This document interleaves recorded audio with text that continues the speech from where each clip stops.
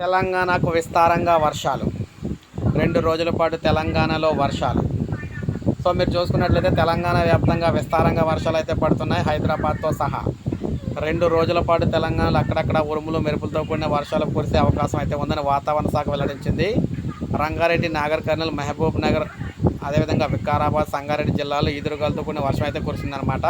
ఇక గురువారం కొన్ని ప్రాంతాల వర్షాలు అయితే ఉన్నాయని మనకు వాతావరణ శాఖ అయితే తెలిపింది.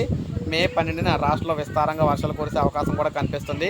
మే 15 వరకు కూడా వాతావరణం కాస్త చల్లగానే ఉంటుంది. మే 20 తర్వాత గరిష్ట ఉష్ణోగ్రతలు నమోదే అవకాశం అయితే ఉందని హైదరాబాద్ కేంద్రం అయితే తెలియజేసింది. సో ఈ నేపథ్యంలో మనకి మే 20 వరకు కూడా హ్యాపీగా ఉండొచ్చు అనమాట రాష్ట్ర వాసులు. ఆ తర్వాత నుంచి మళ్ళీ ఉష్ణోగ్రతలు ఎక్కువ కాబోతున్నాయి.